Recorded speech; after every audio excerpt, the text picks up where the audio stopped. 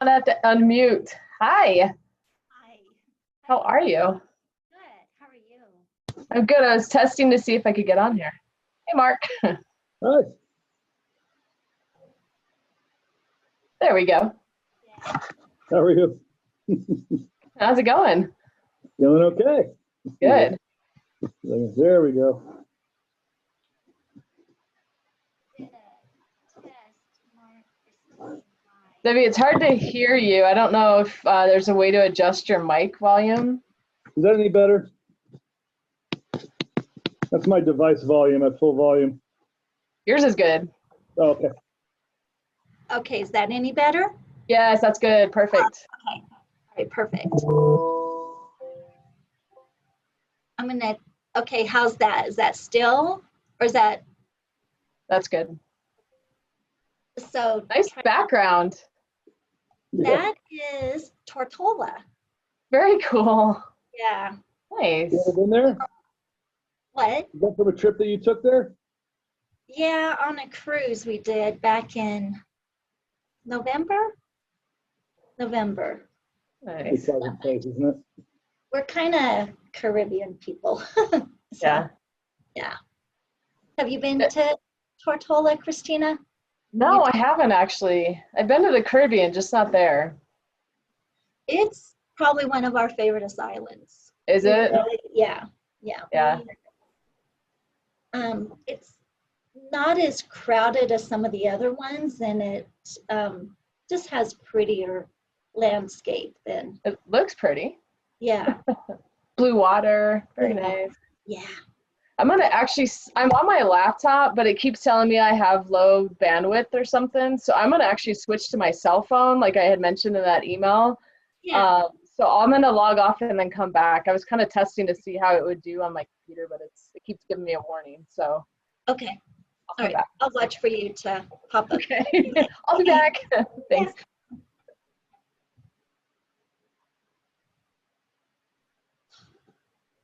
It seems pretty simple, doesn't it, Mark?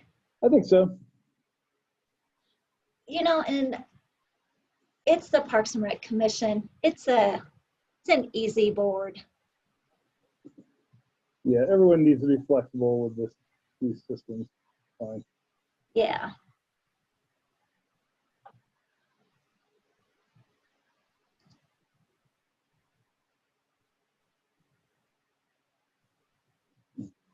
Okay, and it is recording now, so because we will upload the recording, the video tomorrow on the city's website. Normally we do the recording, but we'll do the video this time. I seem to have lost. There it is. Why is it doing that to me? Oh, I'll be fine. Have you been working a lot from home? Have you had to go in? I haven't been in a long while. No. Seems like ages. Yeah, we've all been working from home. I've been using a little bit of vacation hours just because it's difficult to really, do everything from here and keep busy at it, But it's been very fortunate that both my wife and I both have the flexibility to work from home, and so we, are employed, for example. Yep. Yep. So it's good. The city's been good about us working from home, encouraging it rather than. I think that pretty soon they're going to have us back in the office again. They're starting to make a little noise about that. I don't know exactly how the roll in, I guess, is going to work, but I've started to hear that they're talking about starting to bring us in part of the time back into the office. And it will be nice to be able to go use the computing power, for example, that I have in the office for certain types of tasks. But, Yeah.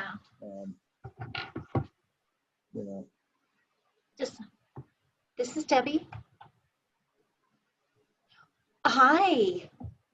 Are you having a hard time connecting in?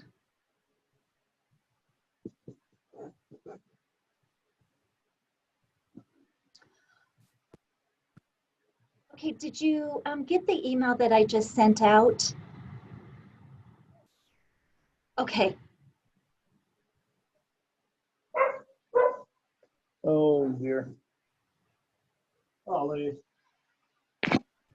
Dog barking. No. So I sent out an email just a few minutes ago. Okay. Yeah, see if you can click on that and see if that brings you to the meeting. Okay, thanks. Okay, bye. Karen. Having trouble? Yeah, she's saying something about the webinar has expired. Oh, well, I don't know. I use the prompt use dispenser. It seemed to work fine. But that Hold me shouldn't. for a minute. I'll be right back. Okay. We shouldn't have. It shouldn't have expired because you're allowing people in. Yeah, and I mean, it was scheduled for today. Right.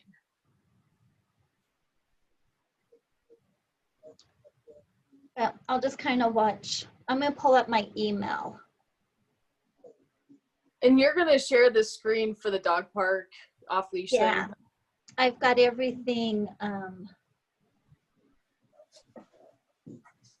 made. Okay. So can you see that? Does it start? It says it's green. Yeah, I sure can. That's the agenda. So I've got the agenda. I've got the PowerPoint. Okay. Bring Fido. Actually, let's do.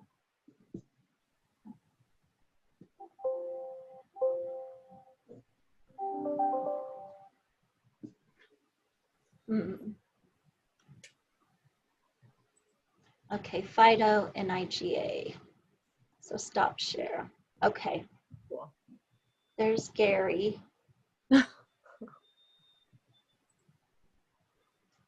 Hi, Gary.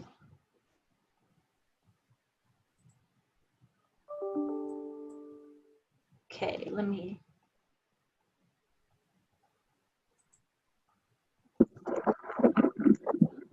Hi, Gary. How's it going? Good. How are you? Oh, a beautiful work day. Oh. I thought it was going to be warmer outside, but.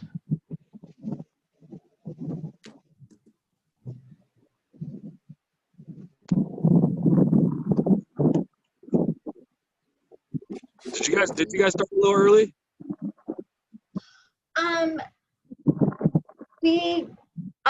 I opened up the meeting about 5:15 just so people could start connecting into it. Oh, okay.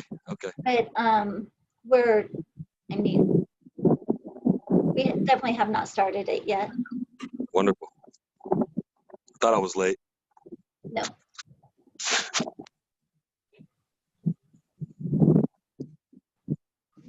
Oh, you know what? I wonder if Karen clicked on the training for Monday.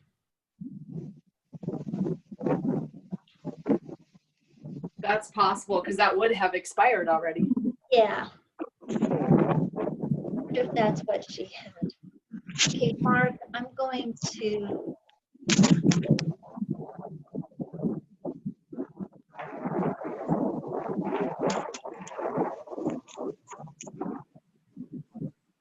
Right, Mark, I made you a co-host. Okay.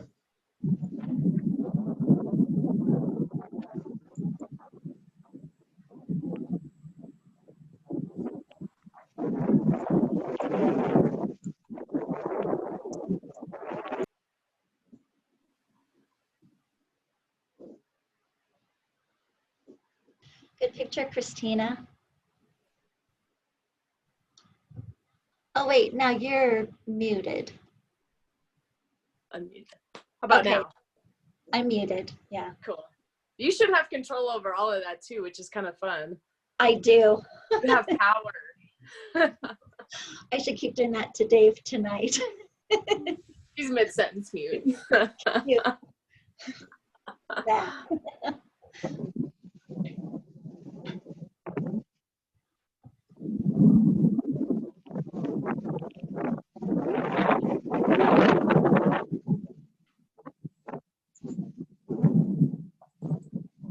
I wonder if.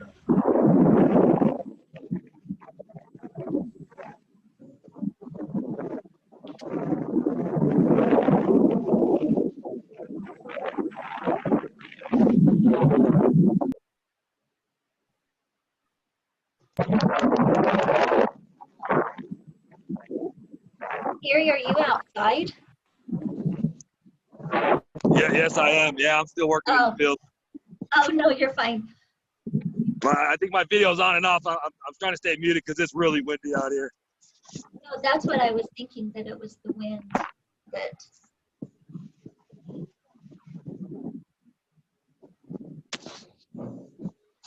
I'm not sure if I'm the only one, but everyone is like really.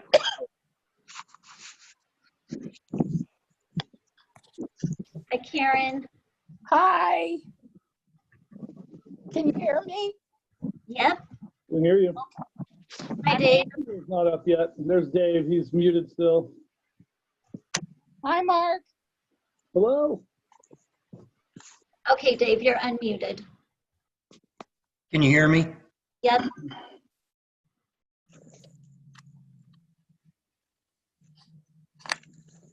All right, where'd everybody go? Okay, so Karen, in the bottom left corner, Yeah. see if your camera is on.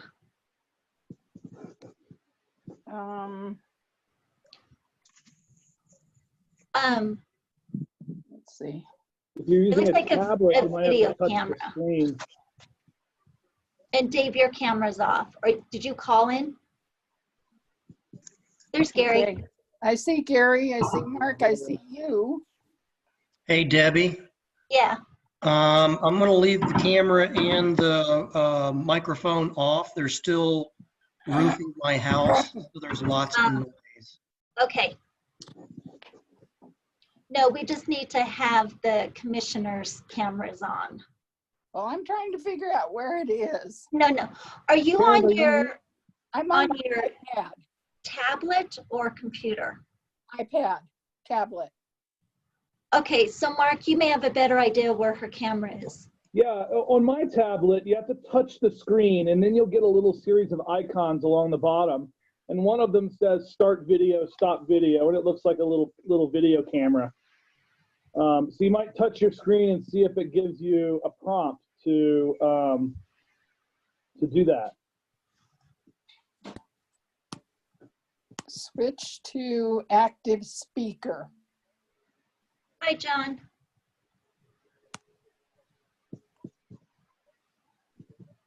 Well, I hit it, said switch to activate speaker. But nothing's happening here. Hi, And John. Hi. That's Christine and John. Switch Karen, to are you seeing little icons along the bottom when you touch your screen? No. Hi, Christine. Hi. At the top, I've got mute, start video, share. Right there. Start video. Start video. video. Yay. Yeah, Hello. you trust me, you don't want to see me. I now have the COVID rash, so I'm You're like a covered. mysterious silhouette. That's okay. You know I'm here. Trust me. From the tip of my head to my waist, I have the COVID rash, and I'm just one big red blob. Oh no. Oh yeah, it's so much fun. Oh, This is the Bless gift you. that just keeps on giving. So you But I am positive with here. COVID? Oh yeah, I've been quarantined since the 1st of March. Wow. No, No the 1st of April. Heck, I don't even know what day it is. Yeah. It does. 13 days of a fever. This is not fun. No, I'm sorry to hear that. Well, I went into the wrong profession, I guess, nursing. Oh, yeah. Yeah. I have a But- friend that actually got shipped from Phoenix to New York City, and she was at Elmhurst Hospital, and she said we were dealing with more people dying of this than living and walking out the door. And I think her last shift is in 2 days now. So on the 25th is her last shift at Elmhurst, and she'll fly back to Phoenix. But it's been an experience. We've got 5 nurses out with it. We have the wing that I worked on quarantine. We've already lost, had 8 residents die. Oh no. Yeah, we've got 2 more positive, 6 they're not even testing anymore because they've got the symptoms, so they're calling them presumptive. And 2 in the hospital. This stuff is ugly. Yeah. I'm sorry to hear that. That's not I don't know fun. if you know Coach Howard, but he was actually in the hospital on a ventilator for almost 2 weeks. Really? Wow. Stu Howard from Englewood High School. Oh, Gee. we're recording right now, so we've got to be careful. Oh, I'm sorry. I'm No, sorry. no, you're fine. I'm not. So we We just started. Yeah. Yeah. No HIPAA violations, please.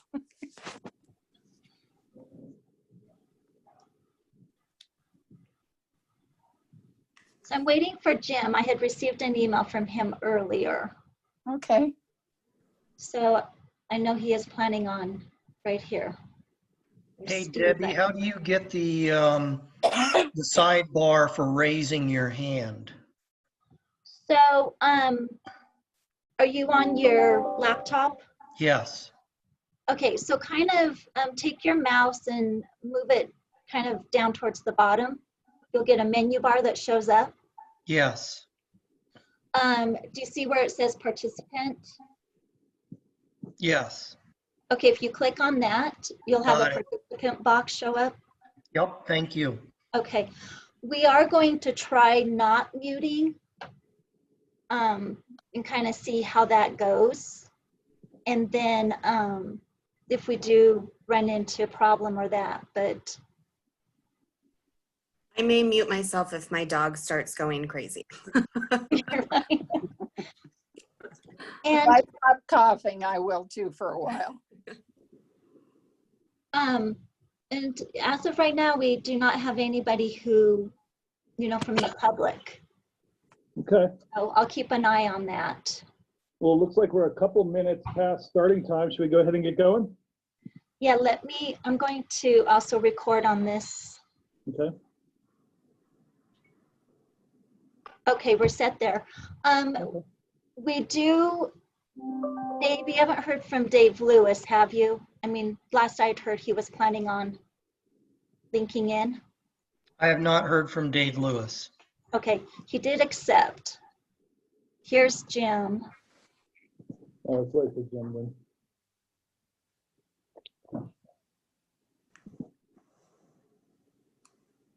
Thank you to all of you guys for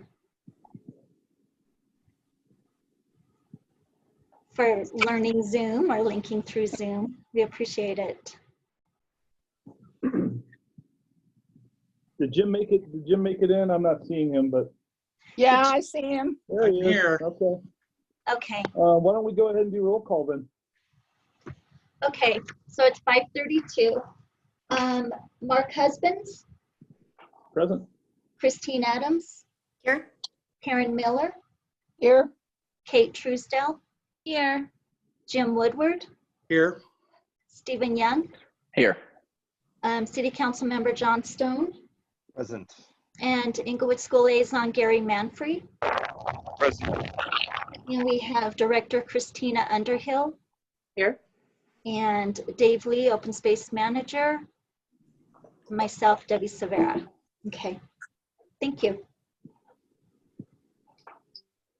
Okay. At present, it doesn't look like we have any other non-standard members of the public that joined us, so we can start right in with piece on Off-Leash Dog Parks.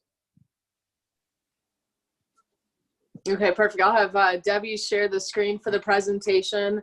Okay. This presentation was given to council a couple weeks back regarding off-leash dogs in Englewood. And I'll just tell you, Debbie, next slide when I'm ready, okay?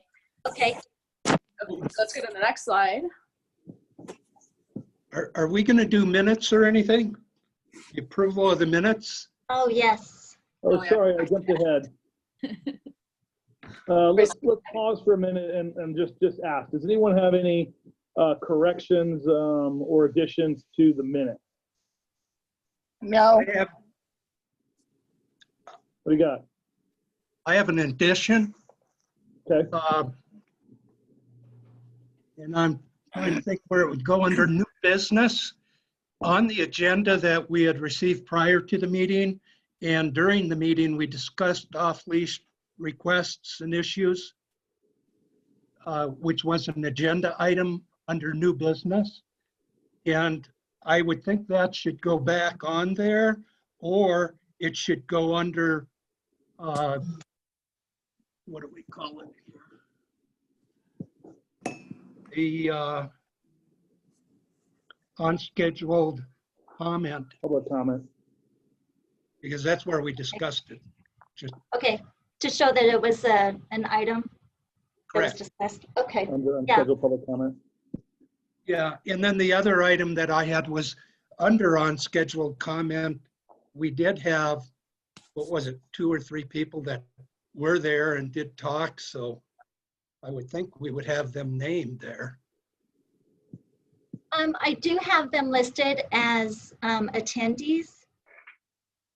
Would you like me to add them under the unscheduled also? I would, it just in the event of going back and trying to find this 6 months from now and thinking, well, what meeting was that? Okay, That's Yeah. my opinion. That's, okay, I'll get those added in, definitely. thank you, Debbie. So with those additions, then does anyone else have anything else to add or correct in the minutes? No, I'll move the minutes as amended. Do we have a second? I'll second. All in favor of approving the minutes as amended, say aye, please. Aye. All opposed? Okay, Thank you. so the minutes are approved. Sorry for the break, Christina. We can go back to the presentation about off-leash areas. Yep, not a problem at all. So this next slide here is parks with off-leash areas. We've got the 5 different parks, including Northwest Greenbelt and Canine Corral that are on there. As far as where we do actually allow off-leash during certain times. So also on there, it's March 1st to October 31st, 6 a.m. to 11 a.m. and then 6 to 11 p.m. And so that's the time frame we're in now, and that's done for programming hours through the summer months so we can have other programs running in our parks. And then obviously when we come into the fall and winter time, November 1st to the end of February, 6 a.m. to 11 p.m. Otherwise, dogs have to be on a leash if it isn't within those hours, and that's a requirement. And that's what code enforcement actually enforces, is anything outside those hours or in a park that's not allowed to have off leash.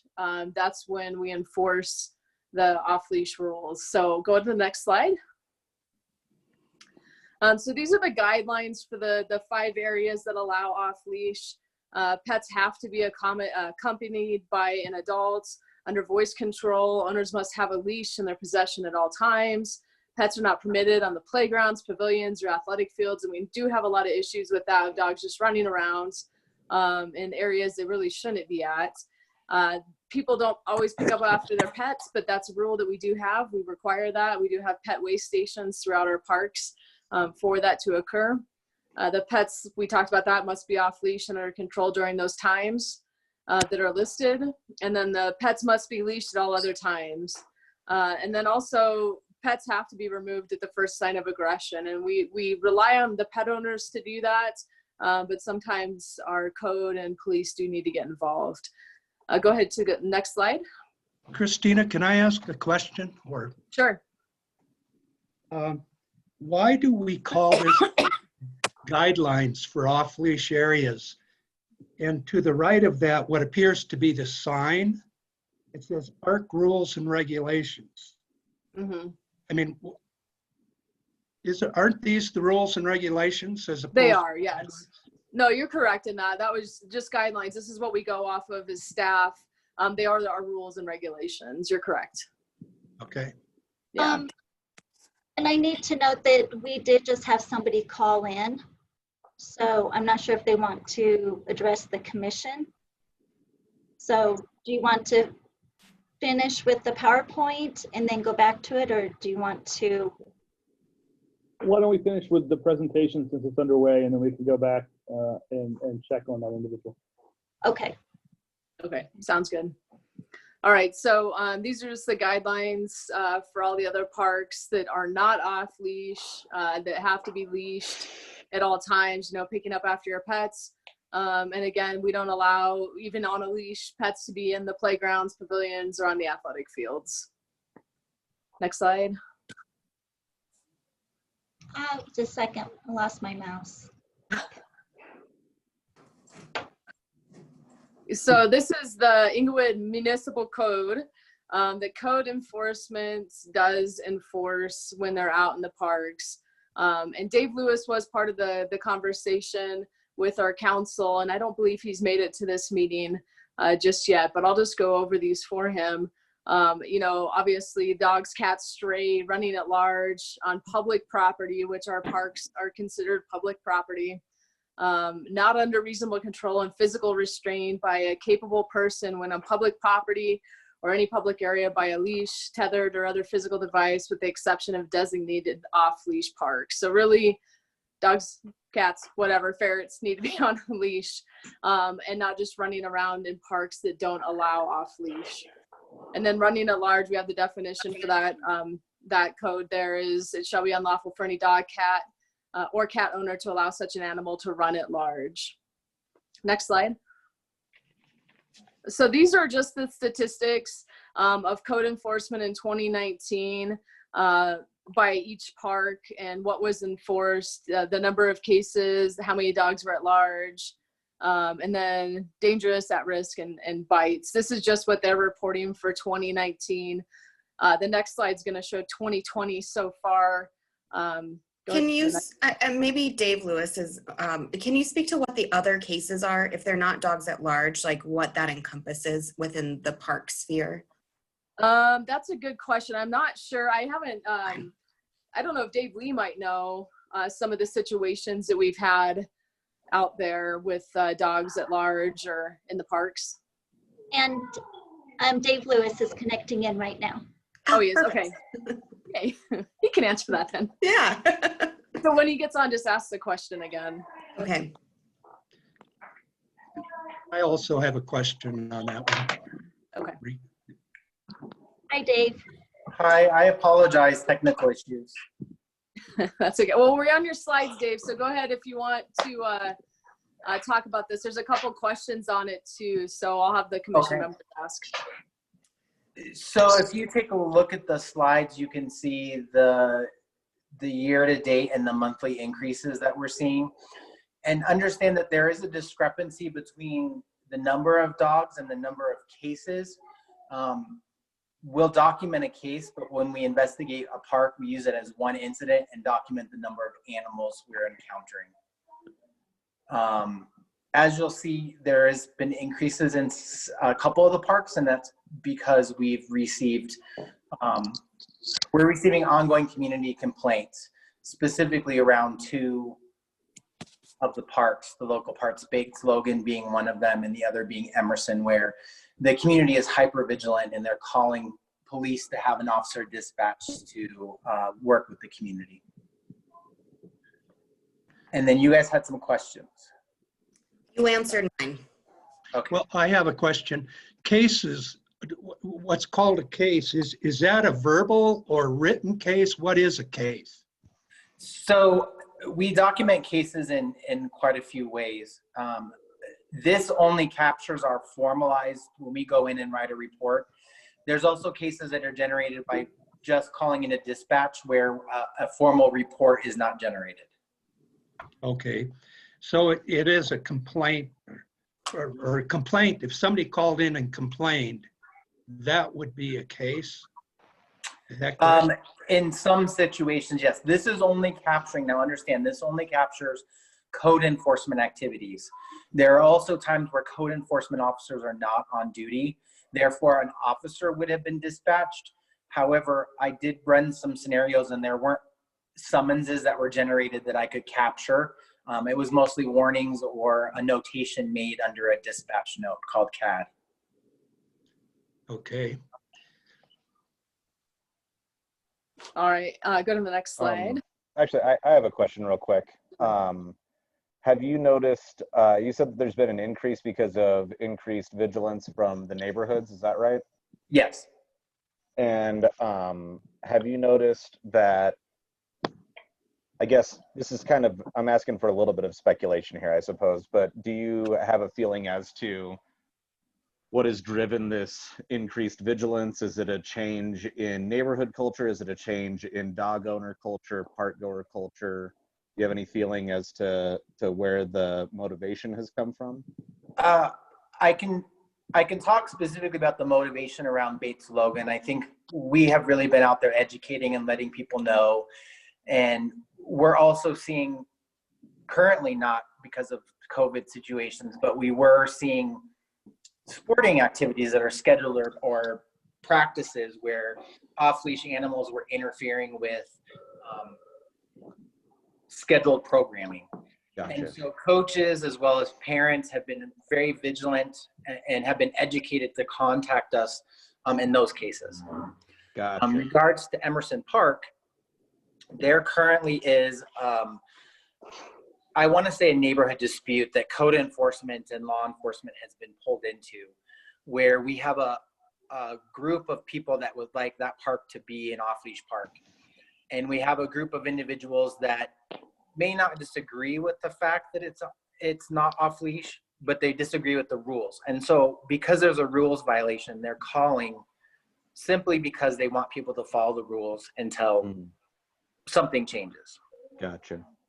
And so we have about half of the people that live along the park who are in favor of maybe adapting or changing some things.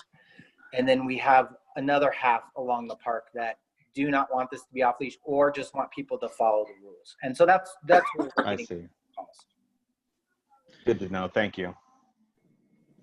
So Dave, in the last couple years is when code enforcement has started enforcing some of this stuff. Prior to that, when you came and addressed us, and I believe it was a couple of years ago, I think you were down one code officer. Yes. And as the officers were scheduled, wasn't really conducive to off hours. And so there's been some sort of change since then with code or through the police department. Something's changed. So there has been change. As you alluded to, we did not have adequate staffing, and I'm still on the fence about whether or not we are adequately staffed. We did add a new full-time position a year ago. And so the priorities of the community have changed.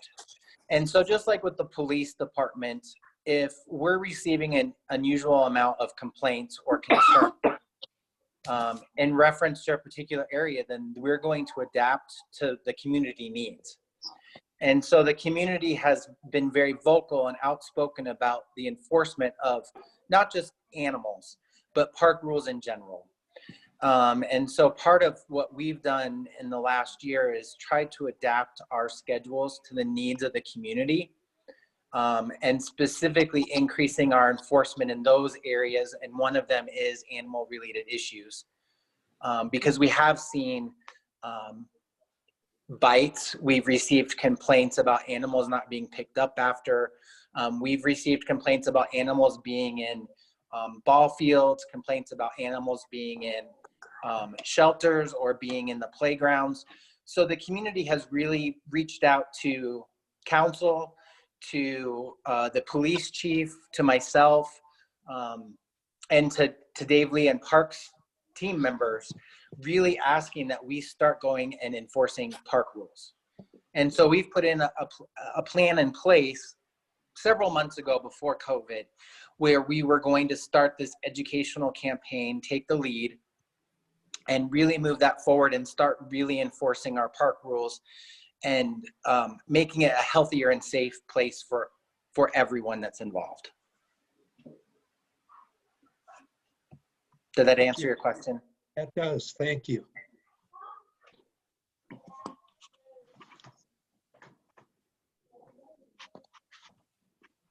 Dave, do you want to go over this slide? This is 2020. The last one was 2019. And I apologize, I'm on my phone, so I can't see as well right now. Thank you for narrating that. So if you'll look, we really have focused on an educational campaign over summons. And I think this is what that slide's illustrating. We really do want this to be an environment for everyone. And when we are issuing summons, we are typically issuing summons, and you can call them summons, you can call them tickets, are to those people who we've encountered in the past who have received frequent warnings, or people that we're familiar with. And that's kind of the route that we've gone. We have not issued many off-leash summonses since COVID. We have issued a few to those people who just refuse to follow any kind of park rules. And so we're left with no alternative but to issue summons.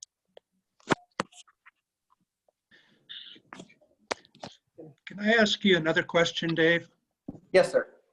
Regarding the signage on the parks, the off-leash parks, specifically Yes. the off-leash privilege parks, where it has the times and on Emerson, for example, would it make a difference if the signage specifically with regards to off-leash was larger, or is the signage adequate?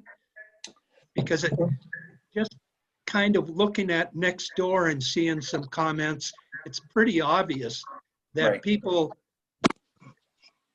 don't read it or read what they want to read, and you know, think they're entitled to this time, winter time and the spring and summer. I don't know, would different type of signage make a difference is what I'm asking. So from an enforcement standpoint, and I'm going to use Jason Park as a perfect example, in speaking with people, they are completely unaware of the rules. They don't read signs. When I have challenged people, or my staff have challenged people, the first thing they do is they go over and look for the sign. People who I've issued summons to question it, and I walk them right over and show them the sign. And maybe the rules need to be simplified. Maybe that's something, a task you guys can undertake. I think people are really confused with the certain seasons. Instead of having just general all year, people get confused. Oh, I didn't know it was that month. People have used the excuse, oh, you know, it's only 30 minutes past the time frames. Or they're saying it's really confusing. I don't understand this time frame before 11 and this time frame after 6. So maybe that's something your team can undertake in evaluating what would be the best signage moving forward. But I do think there's a lot of confusion. I think the number one thing is people just don't read signs wherever they go. They just don't read signage, whether it's our parks. My colleagues are having the same issues in Jefferson County and in Boulder. I think some people just feel like this is their park. They own it, that they can do what they wish with it. And I know you use the word entitlement. I don't know if that's necessarily the correct term. But again, I don't own these parks. I'm a citizen of Englewood. I do participate in the parks, but our citizens own the parks. And if our citizens want to see something, then it's up to them to change the rules. I only enforce them. And it really has, I'll be very honest with you all, this has been a huge burden on the Code Enforcement Division. We are met with hostility. We are met with horrible things on social media and next door. We have people telling violators to just run away from us, which I would highly not encourage.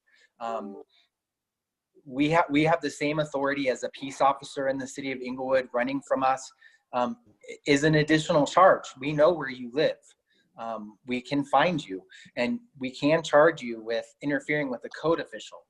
So the educational component is one part, but it's also re-educating the community as to what our role is and how we enforce it. I know, more information than you all probably wanted, but No, it really is a hot button. I appreciate it. No, I I appreciate think it that's a lot. good. I like it. Mm-hmm. Okay, any other questions for Dave? We'll go to the next slide. So we can take more questions too at the end. So our communications team has created this Take the Lead campaign. It began back on February 28th. A lot of social media posts. The first initial 2 posts reached over 2,000 people. And I kind of laugh because whether they read it or not, they saw it at least. And realized we were taking this new campaign on. Flyers have been done. We also ordered doggy bag dispensers that Code and our park staff have been distributing out to our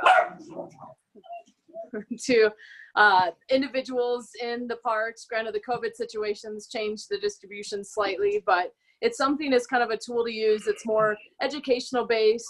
It's kind of the olive branch, like, hey, we want to work with you to make our parks better and safer. So we've approached it that way. Go to the next slide.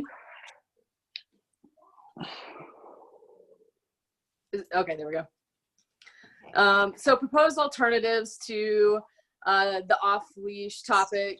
One would just be continue enforcement as we have been, but as Dave has expressed, it's been a challenge.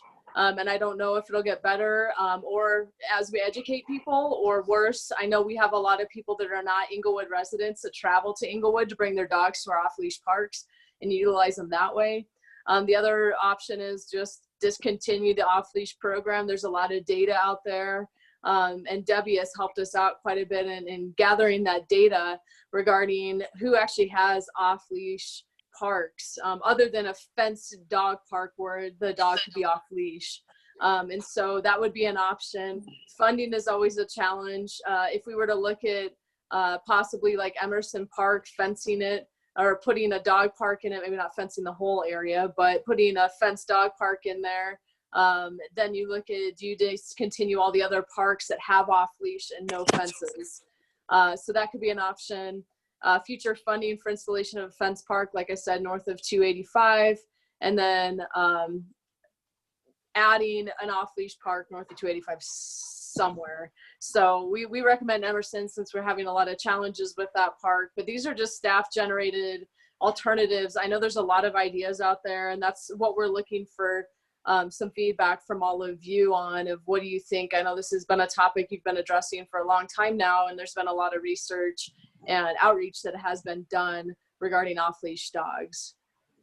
So I think go one more. Is that the last one? Yeah. Okay, so yeah, we can open it up for discussion and questions. I had a question for Dave. So I guess for you as well, Christina, how much of a burden are you guys seeing on code enforcement? I mean, is it one of these things where you actually need to look at a cost benefit analysis of you're missing out on the rest of the code enforcement duties by just doing this? Or is it something where you guys actually are getting to the point where you need to go and hire more people to exclusively do this? I mean, how's that working out? So there's a lot of different alternatives. I can tell you that my colleagues in Littleton with South Suburban do hire park rangers. And so they're part of that educational component.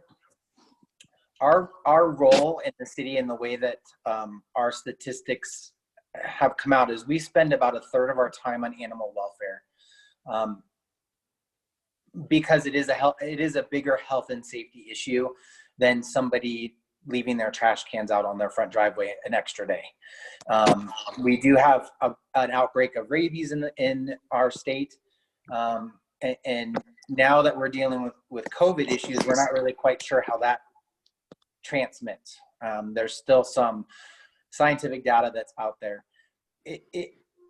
You have to look at code enforcement as you technically, because of the way that we do our enforcement, you only have about a 2.5 people doing code enforcement. You have 4 officers and a supervisor. So you look at it as 2.5 officers would spend their full time doing only code enforcement, and around 2.5 officers would spend their time doing animal control. Since we've launched this campaign and the calls for service, we are doing more, and you'll see statistically when it's released, we are spending a lot of time in our parks doing increased patrols, trying to get this information out. We could always use another code officer. We're in the process of trying to have a seasonal code officer to help with the weeds and overgrowth, to lessen the burden on what we are currently doing in code right now.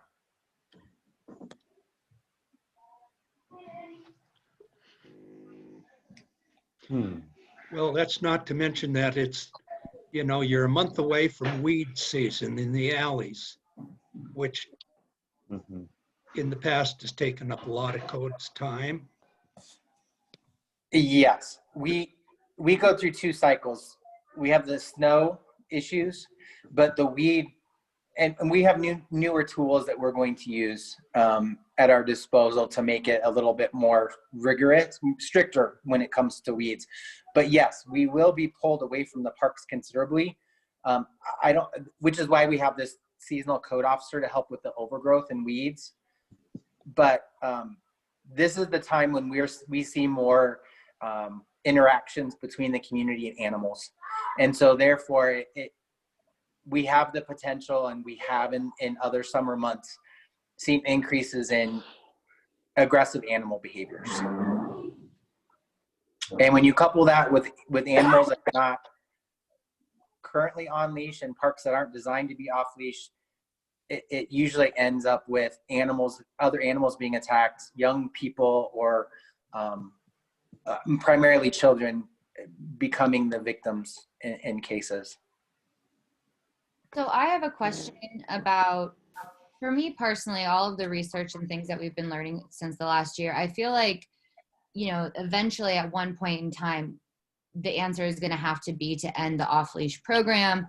Hopefully by then we'll have a second dog park, which we think might kind of, you know, lessen the burden of people not being able to take their dogs off leash. But if we were to discontinue the off-leash dog program, would that be a big lift on code enforcement because you'd have to be there enforcing more often, or what do you think that would look like? That's hard to tell. Take Bates Logan, for example. It is not an off-leash park, and we are there all the time. So I know you're trying to play devil's advocate. I do believe it would be less of a burden on us, especially if you have designated fenced-in park areas. But I don't think it's going to keep people from not following park rules, period. I think we're always going to come into that problem.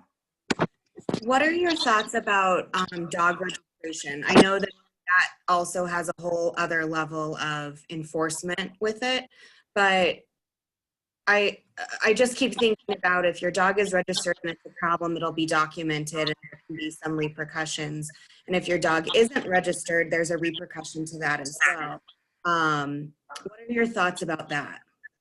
So those are all great options. Boulder has a program that's in place, and I know we talked about that. You have to look at what would be the financial cost and what would be the burden, and who would be implementing that program. Sure. Is that going to be code enforcement? We've talked about doing licensing with our animals, which I think is a great opportunity. And there is a third party that can do the licensing aspects for us, which also helps with the enforcement component, because then we'll know where animals are, where animals live.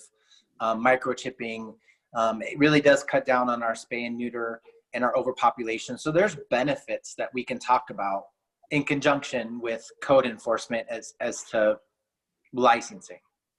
I just see that as maybe an interim, instead of just saying no more off leash. We can look at perhaps the revenue that generates, make sure it's taking care of the costs associated with it, and perhaps maybe adding some for a new dog park down the road. I don't know if those costs will end up being burdensome, but I think it's something maybe to look at instead of taking a drastic measure. The other thing that I want to say while I'm on my soapbox is, if we ever decide to consider making Emerson Park an off-leash dog park, there needs to be a legitimate community outreach effort before it is just decided. I think that it's clear that we have people on both sides of the decision on that. And there needs to be a concerted effort to have a community engagement process, like a formal community engagement process. It doesn't need to be a long run thing, but the community needs to decide what's happening in their neighborhood. And so I don't think that should be an option until the community is involved. I second that. Yeah, I totally agree with that, that I think Parks and Rec, commission, and even considering this, ought to have a community meeting in that park with those people immediately surrounding the park. And if it gets back to council, a recommendation to go off leash with that, I think it's not required, but I think they ought to have a public hearing on it before they sign off on the ordinance. I was gonna ask if we could find out what it would cost to have communications do some outreach to the area, to the neighborhood, and try and get like something better than a survey. I mean, surveys just get such low response rates, so it needs to be a little bit more active, a little bit more proactive than just like an online survey or something like that. But you know, with social media and stuff like that, you can target that neighborhood very directly for very cheap, and put something in front of people's faces a dozen times in a week, asking them to tell us whether or not. And I feel like the people who care and see that are gonna answer whether or not they want Emerson to be a park in their neighborhood, you know? So I'd be really interested in seeing what it would cost to do that. I guarantee it comes in under $100,000, so it's probably something that that doesn't even need to go before council to get approval to do that outreach. It better come in under Yeah, $100,000. exactly. I'm thinking like $500 probably. From my experience with Facebook advertising. So. Well, yeah, I think going door to door with handing out flyers and stuff, if we were to have one of our summer park meetings there and have that as an agenda item and have the community come and discuss it with the pros and the cons. That's a great Can I idea. ask you just a quick question? Because I know there's been a lot of focus on Emerson, in part because during our last meeting we had folks from Emerson. There's been a number of complaints about Emerson, but it seems like in terms of investment in, I assume we're talking about something like a fenced dog park, both the planning documents that we have and, you know, the sort of general plan is to focus on Cushing first. So wouldn't it make more sense to kind of try to create an initiative to do something at Cushing? I think that the opportunity to do an investment at Cushing and then look at maybe closing one or more parks that are associated with complaints would maybe be a good trade-off opportunity, and that should be the focus of, you know, whatever sort of outreach and dialogue that occurs with the department. Because I feel like the Emerson thing, yeah, it's an interesting opportunity, and I love the idea of having more formal dog parks that are fenced and safe. But it seems like the first place that is likely to happen is not Emerson, it's Cushing. I like hearing, I apologize, I like hearing all of your ideas. This is, again, for you guys to decide, and I apologize. I have a story I want to share with you because it goes back to some questions that were asked about the burden on code enforcement. And this last Friday and was particularly challenging within the code enforcement division, and I was working by myself.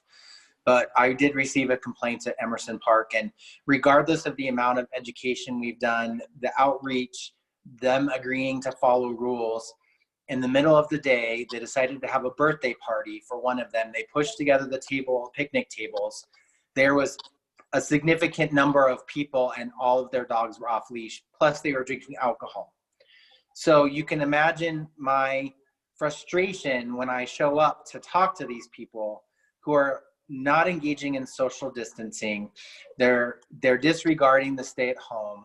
They've put together picnic tables to come together. Their dogs are off leash. They're drinking alcohol, and then 3 of them decide they're going to run away from me.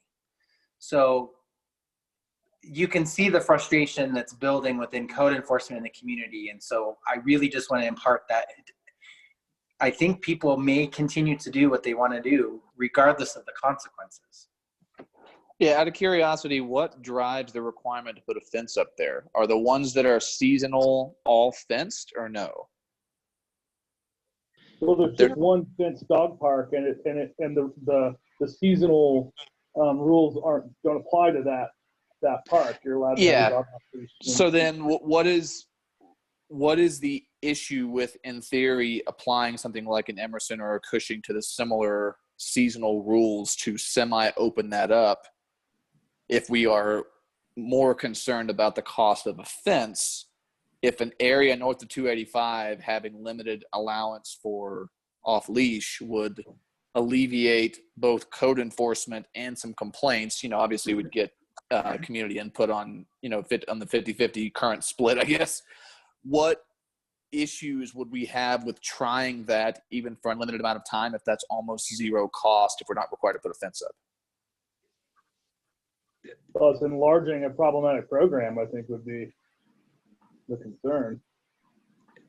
But it sounds like to me that there are just as many problems with code enforcement trying to go to parks that aren't allowed that people still uses off leash as they're having at the ones that are a half hour or whatever that are over or under the time limit. Would that be accurate to say? My concern is giving the public something and then taking it away. I think once you give something, it sets a precedent that is just expected. And that would be my concern, is it's already a super contentious issue, and then throwing in another park where they're like, oh, now you can't take it away from us. It just becomes a bigger issue, but that's just my 2 cents on the issue. Yeah. To me, it just seems like it's going to be, you're going to have the same issue if we were to decide one of the 4 options, which is just to discontinue the off leash. At a certain point, if people that have, for example, the ones that were in the meeting last time, if they'd been there for 30 or 40 years, there's probably not a dollar amount of money that's probably of a summons or a ticket that's going to tell them they are not allowed to go walk their dog, because they're immediately going to say, I've been doing this for 40 years. And people that are coming from Denver know that Englewood has historically allowed dogs off leash. So I don't know that for 10 or 20 years, that even if you discontinued it right now, that you'd actually have a drop in enforcement or requirements. Yeah, I agree. If I can chime in a little bit here too, Stephen, as you were talking about Cushing's not completely fenced, and you have Dartmouth on the north end of it, which is an extremely busy street. And so I don't believe that would be a good practice area. The area that we were discussing, as I recall from the master plan for a dog park at Cushing, was across Inca Street on the north, what would be the southwest corner of Dartmouth and Inca, which is right along the trail if you're going west toward the bridge, the Platte, it's right on Inca. Just having walked over there a month ago or whatever, it seemed like that would be an area that would obviously require a fence. You'd have to do a fence for any off-leash area. I mean, just dog park, designated dog park. And well, I don't know if you'd have to do some sorting. What was that, Mark? I mean, I think the context in which we've talked about Cushing and the way it's represented in the master plan is predicated on the idea that it's a formal fenced park like Canine Corral. Yeah, it was going to be that Emerson was the one that was considering being non-fenced. Yeah, okay. Yeah, you couldn't do Cushing without a fence. That would be dangerous. I mean, my personal opinion is that we should certainly not move in the direction of having more areas with off-leash dog allowances in unfenced places. Agreed. Yeah, I'm not convinced that we have to fence the entire area though. Maybe having smaller areas, so for example, Jason Park has it. What's that? Yeah, not the whole park. Right, yeah. So I'm thinking, Emerson isn't going to have the traffic that like say Jason does, right? I just don't think it is. And so, you could have a significantly smaller area that has a significantly lower cost of fence at that park. Whereas if you were going to do Cushing, that's going to have just a ton of people going there because of the size and the amenities that are available in that park. I think it's going to have a higher traffic if it's allowed off leash. Well, I think it would be similar to Canine Corral as far as people, but I think Emerson, if it was designated, ever designated as a park with off-leash privileges, you would see what originally, going back to when we had the 5 off-leash privileged parks, and Bates Logan was one of them, you would have another Bates Logan. And Bates Logan wasn't big enough for the amount of people that swarmed into that twice a day. So yeah, I think that'd be I think Cushing is somewhat of an answer as far as off-leash. Question for the 2 Daves. Are either one of you aware of any other parks, municipal parks in the state of Colorado or the United States that have off-leash privileges? So if you all don't know, I'm also the president of the State Association of Animal Control Officers. And so I'm frequently involved with my colleagues in different counties and cities. We are not unique. This is a trend that's not just unique to Colorado. I think Colorado it leads the way in some aspects when it comes to our companions. We're ranked like 3rd or 4th in the country for animal behaviors, animal rights. So no, we are not unique. I think it's a trend nationally that's going to continue. If I can jump in and add a little bit to what Dave said, though, too. We aren't unique, but it is also very uncommon to have just areas with off-leash. If you look at dog parks, most of them are fenced throughout the United States.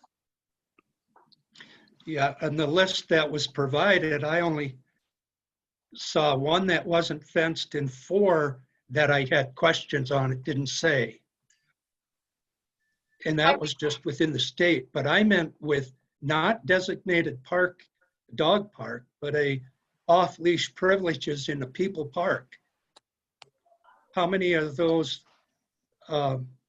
Dave Lewis, are you aware of in Colorado like that? That's very difficult for me to answer off the top of my head without speaking to all of my colleagues. Well, the fortunate thing is, metro area. I'm sorry, say that?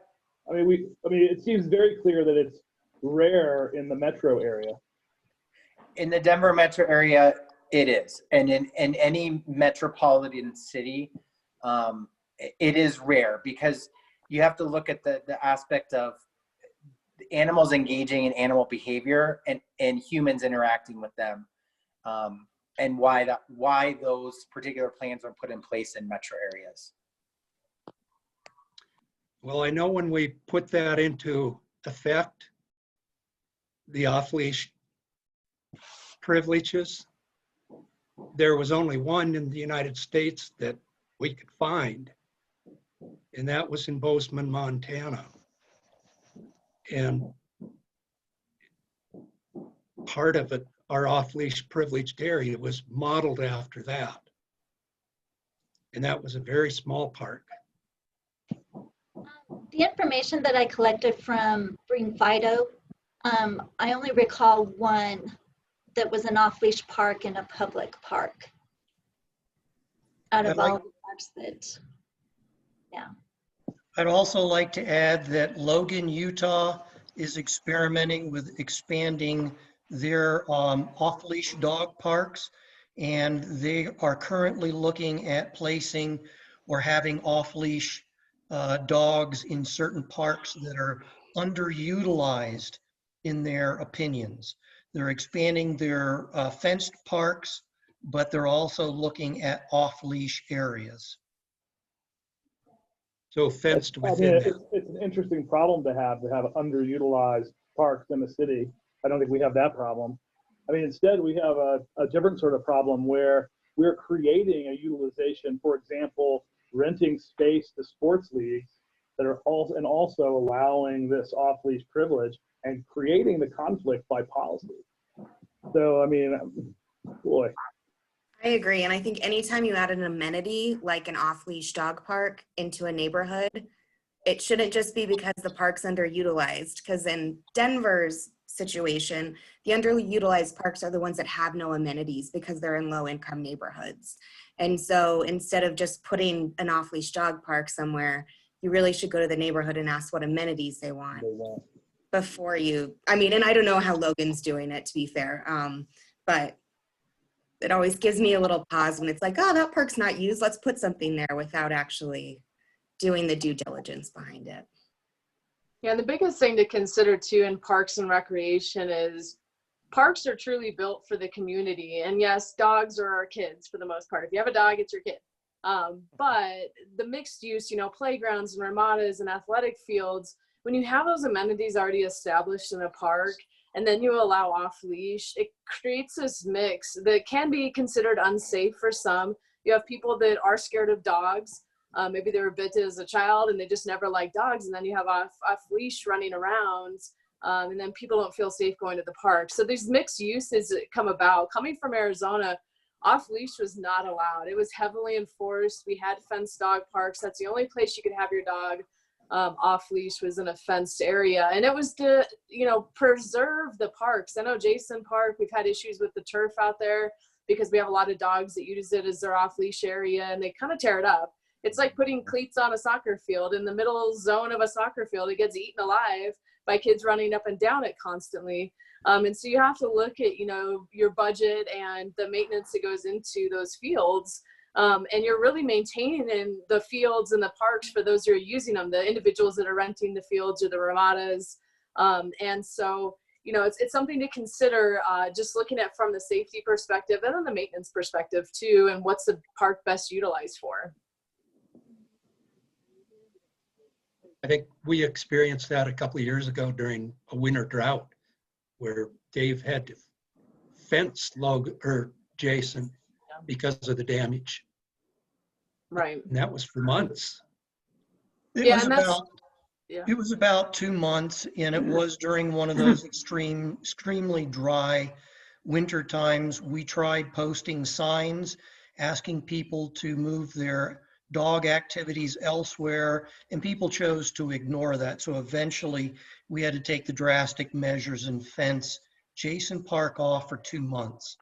And it continues to be an issue with us in the quality of the turf, because during the dormant season, which is basically November through March, when the grass isn't growing, it has no time to recover. People are out there in the snow, they're out there in the frost, and we're subject to heavy turf damage during those times, not only from dogs, but from people that are out there. So I don't want to cut short the conversation. I mean, and these are all things we've discussed before. I think we have a picture of what there's sort of a variety of problems. There's going to be problems with enforcement regardless of the direction that we go with parks and off-leash use and facilities for off-leash use in parks. There will always be some kind of enforcement burden, although I think it could be lessened by having designed facilities for that kind of use. But I mean, what is it that the commission can do? I mean, we've talked about it a lot. What's next? I mean, you know, we have a little bit of a disagreement maybe within the commission about you know what the sort of next steps might be. I think, but I mean, from the perspective of the department, what's our next? Where are we going? Good question. So I would assume, you know, going forward, there's been some suggestions of Cushing Park, since the plan's somewhat in place for renovation of Cushing Park, and we could potentially implement a dog park there.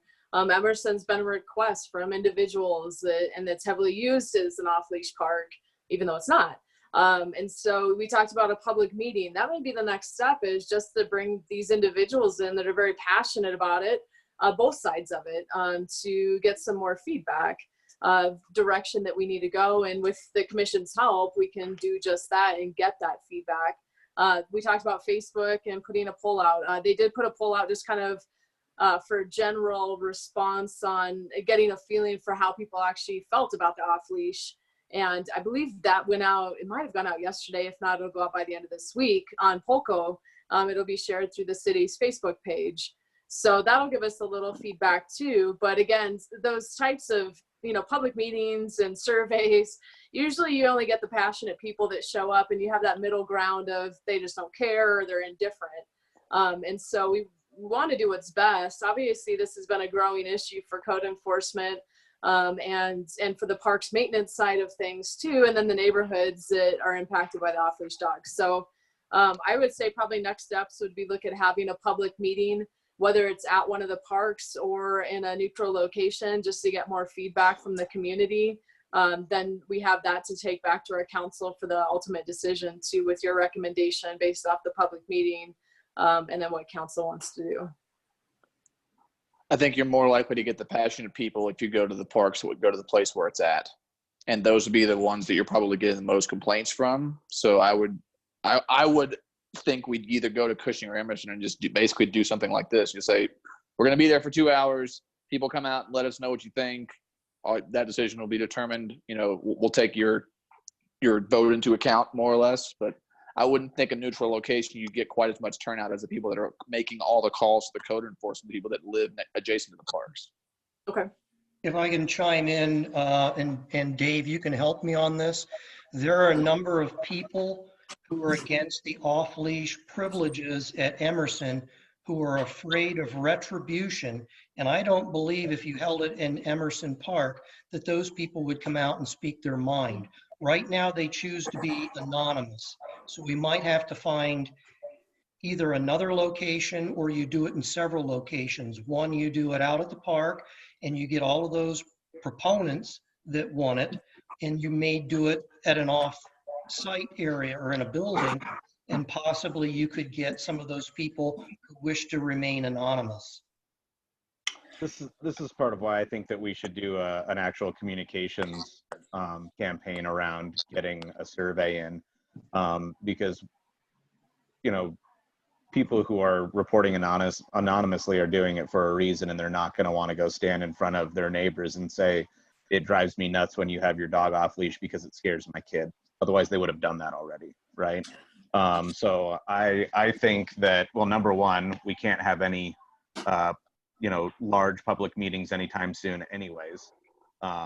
And number two, I think it's a good idea to start getting information sooner rather than later, and getting input from the community sooner rather than later.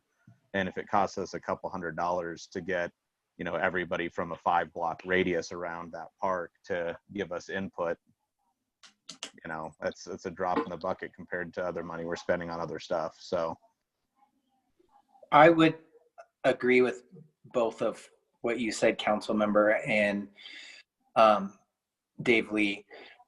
The communications that we've received and the calls that we've received,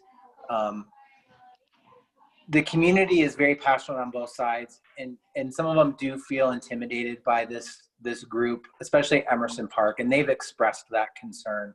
At one point, members of the community were going around, going door to door to sign a petition, but to also figure out who the ones are that are calling, to figure out who the anonymous people are, and to kind of try and sway them in a different way. So taking heed and caution and really moving forward, like you said, council member, might be a good idea.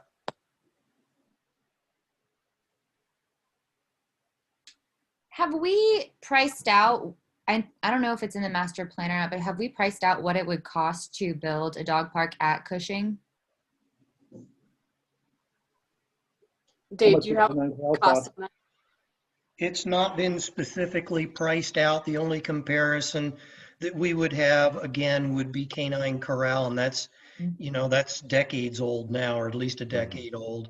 It also would depend on the size of the dog park. Fencing is probably going to be your biggest component out there. Mm-hmm. But, if you're going to throw a number out just as a wild guess, 100,000, maybe a little less. Yeah, and there's some studies like that a lot have of to money for. Pardon me.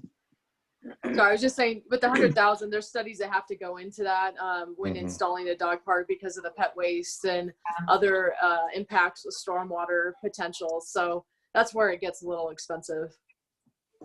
And then I think the storm water, it could be an issue.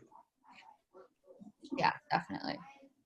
And then does anyone, I haven't heard any updates about trying to get something on the ballot this fall. I know with like everything going on, that might be hard, but we've been talking about trying to get money for the parks anyway. So I'm thinking that if we're going to try to get the community together to talk about possibility for a new dog park, it might be a good opportunity to help them understand like what it would cost to have a second dog park, so that if we do want to continue to try to get money, which I think we've discussed, they understand why they would vote yes and what that would go to.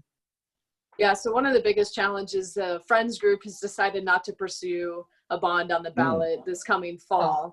And honestly, with the timing of COVID and everything, and the fact we have the highest unemployment rates of any time, and you know, there's been complaints of costs going up on taxes and water bills and other things. Timing this year, I don't believe personally it'd be a great idea, because we're just asking for more money and everybody's like, I haven't had a paycheck in weeks or whatever it is. So I hate to do that this year and want to be sensitive to our current situation, and it's going to trickle on for months and have an impact. So it's not off the table. We know that our current bond sunsets in 2023. I know that's too far out for anybody, but ultimately it may be the best time to re-engage with that. And we'd have to judge it year after year. If next year is a great recovery year and it looks good, maybe we'll do it next year. But just based off the current situation, the Parks Fund is probably not going to go on it. I guarantee it almost. Real quick, so we did come up with some questions that are going to go live here hopefully this week. I just looked, they're not posted yet, regarding off-leash dogs on Poco. So it'll be shared. We'll make sure you guys get the link once it's live too, so you can share it on your social media accounts if you'd like. But the questions are, on a scale of 1 to 10, how do you rate the city's response to off-leash dogs? Do you know that the city has off-leash dog times at certain times around the city? Do you like having off-leash dog times around the city? What solutions do you propose to handle off-leash dogs in Englewood? And then the last question is, do you have a recommendation on what park north of 285 could be transitioned to an off-leash dog park or formalized fenced dog park? So somewhat basic questions, but those are the questions we're proposing to the community. It's an anonymous feedback that we'll get, and then we can move forward and get some of that feedback while we're not able to engage in person just yet.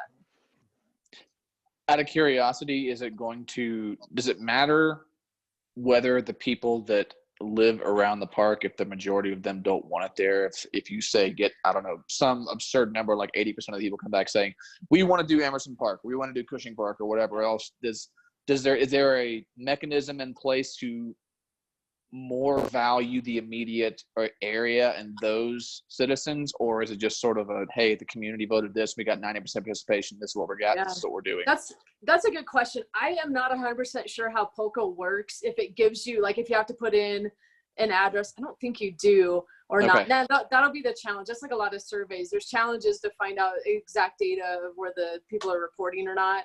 But we could use this data, no matter who it is that responds, and take it back to our council and you all to respond with. At least gives us a little direction. And then if we do need to do public meetings, like if everybody says, yeah, Emerson Park is where we want to go, then we hold a public meeting at that location to get more feedback. We could survey anonymously the residents in that area, where they could, you know, turn in a survey where it's more directed towards them to really find out without them, you know, being recognized in public. Right. Yeah. Hey, I have a question for you on that, Christina. Could we add a question in there, or something like, would you prefer, or what would be your preference, playground equipment at Emerson Park or off-leash area at Emerson?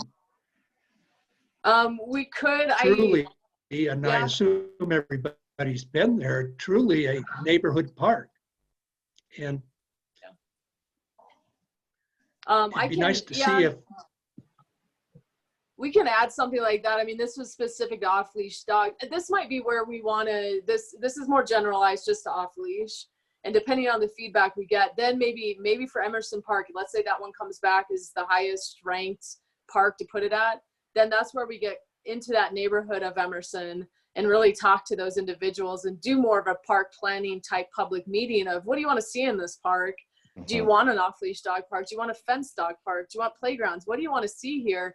And that gives us better direction for that specific park. And you don't have somebody from another location that never visits giving their feedback saying, we just love playgrounds, or we want pickleball courts, or whatever, and they wouldn't even visit that. So I would do more targeted questions to the specific parks that pop up in response to this survey. Okay. And could you, with off-leash, with using the word off-leash, could you say privileges as opposed to making it sound almost like a right?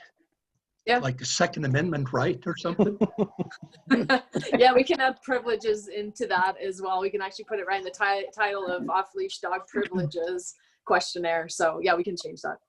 Yeah, and that's what, you know, we had tried back when I was on council to really press that. These are privileges like a driver's license. They can be revoked. And yeah. Can I chime in on that too, Christina? Yeah, go for it. You may want to add just 2 additional questions with the enforcement. Do you want to see more enforcement of off-leash regulations? And then, or would you like to see less enforcement regarding off-leash and park rules or something? Just because we have people that are going to answer that, I think, a skewed way without having one way or the other. Okay, got it. Thanks. I wanted to jump back to Emerson for a second. There was the mention of playgrounds as well as off-leash dog park there. I did get a few years ago a request from a group of people that wanted to see a playground at Emerson.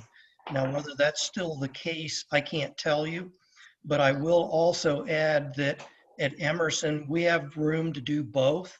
If that was chosen as an off or as a dog park, we have that little area across the street to the east that certainly a playground could be put in there as well, making it a true community park. Okay. I won't harp on this if nobody else is interested, but I would perhaps be interested in a question on that survey about licensing, whether people would be in favor of that or not. And if nobody else is on board with that, I will step off that soapbox. But it could be an interesting gauge for how people feel about it. I think if you make it fee-based. If you were, absolutely. Absolutely. It's a way to either, help out the code enforcement folks or to fund whatever you want to fund as far as a fence. Like I doubt the people that are so passionate one way or the other, particularly the ones that want a dog park, would scoff at, I don't know, $200 a year to be able to take your dog to an off-leash dog park. If they're going every day, they're probably going to pay that or whatever the cost we choose. I heard that same thing, Stephen. I think the dog owners out there are more than willing to support a licensure program for their dogs. They realize the value of it and what it brings them in amenities. I think the revenue from something like that could go to help offset a park ranger or a code officer that's dealing with it too. I mean, you can also just there are a couple that we know dogs have. I know you guys are talking about Just licensing. say you would know that dogs were immunized. Go ahead, Dave. I'm sorry. Just because I've done a preliminary survey, you also need to take into consideration the folks that are using the dog parks. And again, one of them, Canine Corral, is primarily visited by people that do not live in Englewood. So even charging an additional fee to outside Englewood members may be an option to reduce the stress in our communities and to also bring in that revenue as just a side note. So I'm curious as to how to, oh, sorry. I was going to say, do other dog parks charge fees for if people want to enter? I think you're muted. The only one I've ever paid to go to is that state park at Chatfield. When I did the Bring Fido information, there were a few that had charged, but probably more that did not than did. Mm-hmm. Well, and it could be just a charge for in Englewood and out of Englewood for the licensing. Yeah. You know, it could be something like that instead of getting into the dog park itself. I'm curious as to how you would enforce that and how you would collect that. Because frankly, doing it as like a fee for entry to our parks sounds like adding to code enforcement's burden. I'm interested in the idea of licensing, but I think it would have to be just a little bit more generalized. I mean, I've seen it in the past where they essentially you pay for that, and part of whatever fee you pay, you get essentially almost like a rabies like collar tag. Mm-hmm. It just goes in your dog, and then if the code enforcement guy comes by and he sees 6 dogs that have a gold tag on them, one of them that doesn't, that's the question you ask. And maybe it's one of those things where it's semi-enforced, where a guy walks over and says, "I can give you a $200 ticket, or you can pay a $200 fee." Right. And then once that person knows that's what it is, the code enforcement guy has 20 of the tags in his car. He hands it to him. He passes the fee on, and then all of a sudden everybody not only learns what the rule is, but also you're collecting revenue and they're getting certified at the same time. And a lot of surrounding communities already have dog licensing and registration. So it ensures that they have their rabies vaccine and they have all of those things. So I think it's pretty common for a lot of folks to do it. I don't know if we're an anomaly that we don't, but yeah. And do we know of any other communities that have this same kind of licensing for people who don't live in their municipality? Pretty sure Boulder does. If you ever take your dog up there, I think they have a certification requirement up there. That's the only one that I'm aware of. Boulder has the most. I think what some have done. Do we have any similar communities that do it? Yeah. Well, if you have a city licensing for all dogs, which is a minimal, and then if you have one for, if they want to add leash privileges or canine corral, that's a different tag. So if you get a red tag, you know that, well, this person is, they've paid extra to go to canine corral. And if it's out of city, maybe it's, a green tag or something, but something like that, where it's an Englewood, but it's color coded. Well, and maybe we just ask the question on the survey, something about, do you support licensure or registration of dogs? And then we can dig into what those details would be when we get the survey results back. Yeah. I'll plan on adding that into about the licensing. I think that'd be great feedback. And this could be the answer too, to help us control a little bit more. And it brings in revenue to help us with additional staff and code enforcement or additional amenities for the dog parks. So that's good. I also want to bring up that I want to be careful that we're not now creating an economic bar to utilizing public parks, that we're going to prevent people who maybe can't afford to spend an extra $200 a year on their dog from utilizing public parks that have off-leash privileges for citizens of Englewood. I think that a generalized licensing isn't a bad idea, because there's a lot of different aspects to generalized, animal licensing that I think are a positive for a community. But then to say, we're going to take a section of public park, we're going to fence it off, make it private only to people who then pay an additional fee to get into it, I think could be problematic. Mm-hmm. I agree. But the trade-off with that is that the places like Canine Corral are free, right? Mm-hmm. I mean, it's to a certain extent, I wouldn't associate it being that differently than, for instance, registering to have, typically the parks require if you have more than 20 people to come out there to register an event and pay a fee. If you want to organize a pickup football game, it's the same thing. Like, I get that it's a public park, but to a certain extent, it's also an extra privilege that you're including into as an additional, and you can choose to pay it or not. I don't know. Yeah, but this isn't a football game. This is people taking a walk, and I think that there's a major difference between those things. We're not asking people to set up events to take their dogs to the park, to walk them at the park. And I just think that it would be a disproportionate burden on people who are lower on the socioeconomic scale and that it would frankly be an unjust way of using our parks to generate revenue. I agree, and maybe Lewis can talk about this, or we can talk about it another time. I was talking to some colleagues about this idea, and the numbers that they were throwing out for dog license or registration was like $10 to $30 a year. So it's not like, I'm not thinking $200 a year, nothing burdensome. I agree.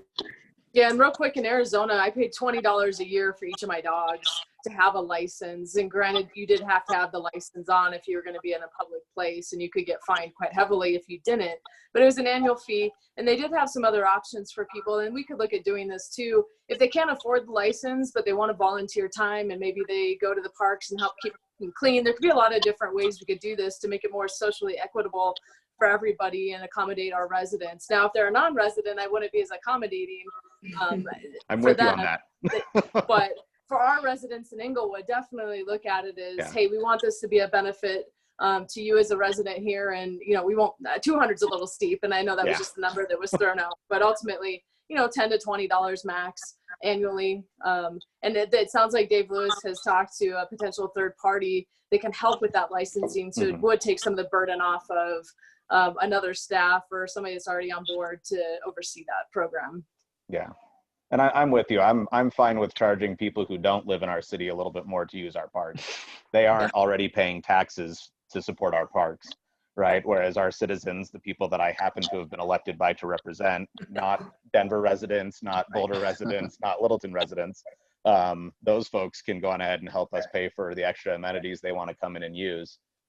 And if it benefits our citizens that people from Littleton really like Canine Corral, then it benefits our citizens. And they paid for the privilege in their taxes to be able to have that, you know, kind of community benefit coming in from non-residents using our parks. So are there any other ideas about things that could be included in this survey? I think we're kind of reaching the saturation point on this topic for this meeting. I'm sure we'll have a chance to go back to it. But maybe we can, if anyone has any more of those ideas, and we can wrap it up and move on to our next item. And I know we also have one member of the public who I think is probably still on. And so if she wants to, has a question or something, maybe we could. So the attendee is a staff member who's listening in, so we don't have to be from the public. So yeah, you're good. Can I ask a question about swag under the strategies and messaging sheet?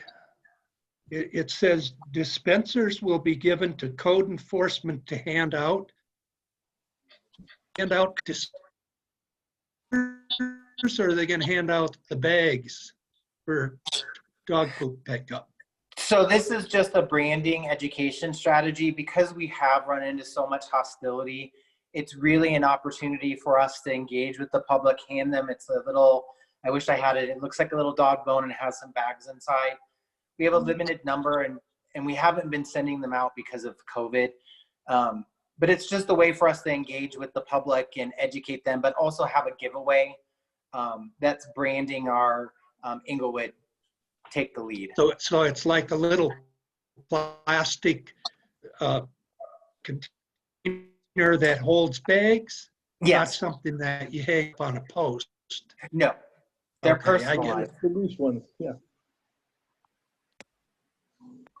Okay. Those things are always getting lost, so you can't give away enough of them.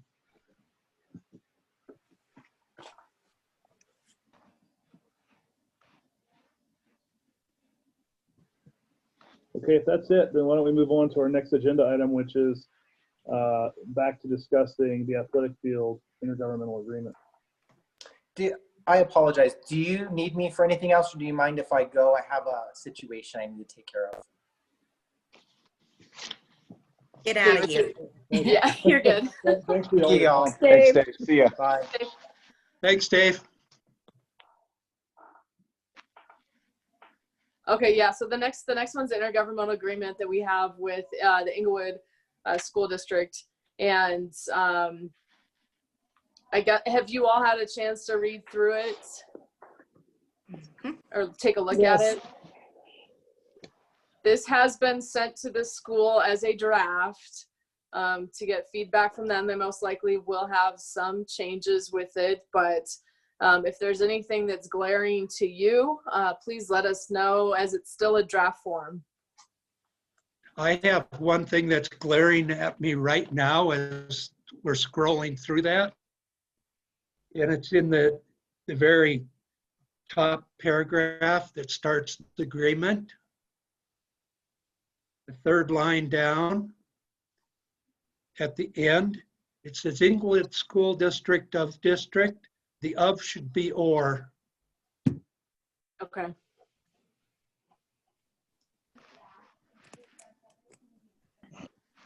Good catch, Jim.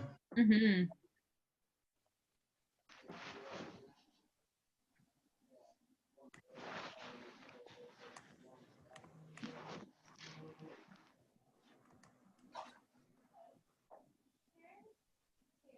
And then I'm assuming when this gets reviewed, you guys will relay out any changes that the school has. Yeah, of course. Okay. Yeah, once we hear back, I sent it last week, I think it was. I haven't heard anything back just yet. So I know the school's in an odd situation with the COVID situation and all. So we'll wait to hear from them. And then, yeah, once we hear back from them, if they do have any changes, we'll bring it back to you all just to let you know. Okay. I have some comments if nobody else does. I have more, they're just not on page 1. How do you want to do this, whoever's? Do we want to just scroll down and ask for comments on page 1? And then if there's none, we'll move to page 2 and ask for comments? Mm-hmm. Sure.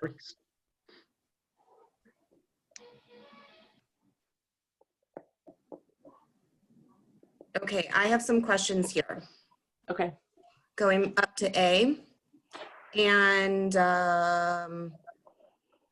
it reads to me on A that and this is legalese, so like disregard it if you want to, but it seems to me it reads that we would cover all damages outside of when we're actually using the gymnasium. And the same verbiage is, I think, used in the auditorium. To me, it reads that we would cover anything outside of wear and tear in the building. And I think it needs to be more specific that says we will cover any damages caused by our programs during our usage. Sorry, guys, I'm gonna get a little technical on this thing. No, that's fine.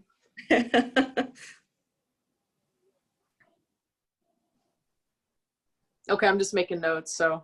Yeah, Yeah, that's great. This was drafted through the attorney's office, and we'll certainly run it back through them. I certainly don't disagree. It's not very clearly stated, but the last 3 words there for the summer youth program, which is what we run there. I agree. I just don't want any ambiguity if there's any bad blood in the future and people are looking to pick apart a contract, which I don't anticipate happening, but from my experience doing a contract like this with the school district, it's better to say it now. I agree. So Dave, under that in C, are the basketball, where it refers to basketball there, is that it outside exterior basketball courts? Jim, what that is, yes, there is an outside court, basketball court next to the pickleball court. Okay. And that gets heavily used by the apartment complex across the street. So what we used to have when it was first installed was an inline hockey rink over there and the basketball court. So now we've converted to 3 pickleball courts and we still have the basketball court. Okay. And then that brings us down to number D, this parking lot. We don't play pickleball or basketball on the courts in the winter when there's snow. So why would we do snow removal? Again, that was part of the old contract, Jim. When The schools let us have that area for the inline hockey rink. We agreed to maintain that little parking lot to the west of the hockey rink / pickleball and basketball courts. So that just got drawn into this new contract as part of the agreement, since it was part of the old agreement. Well, that's when it, well, I don't know. I think that should be removed, would be my opinion on that. Jim, it's part of, you know, it's kind of the olive branch. They're allowing us to use some of their facilities. And so the thought was we can help them out with an area they need assistance with, which is that parking lot. It was kind of a give and take. And I think that was a concession that Dorothy made in order to use Fisher Auditorium and the gymnasiums at Colorado's Finest, because the school district was really not in favor of letting us back in those facilities. To that, on E, I want to make sure that's as clear as it is on A, that it's only when we're using it for our summer drama program. And I guess it's G, but I think it's also referenced in the section below of school. It says that we will pay to rent the auditorium. And I was under the impression that we were given free use of the auditorium. So I just wanted to understand which it is, if we're actually paying to use it or if we're getting that for free.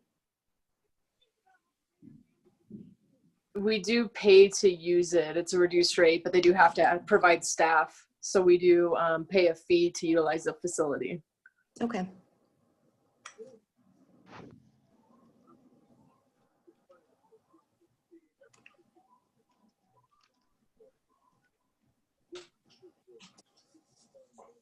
Any other comments on page 2? Moving to page 3. The fee schedule under G, it says attached. There wasn't one. I don't think we have it just yet back from the school.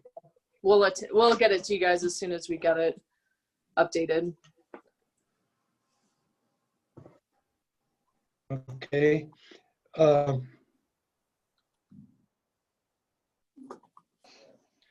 So under D on page 2 again, under duties of district, I had a question there. Is the district to maintain and provide custodial services during such time that the city's using it for the summer program?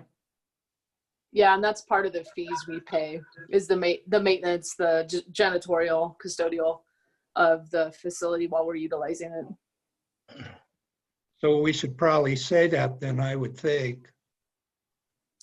Yeah, and that may be something that gets added in by the school district too, but we'll make a note of it on there as well. Okay.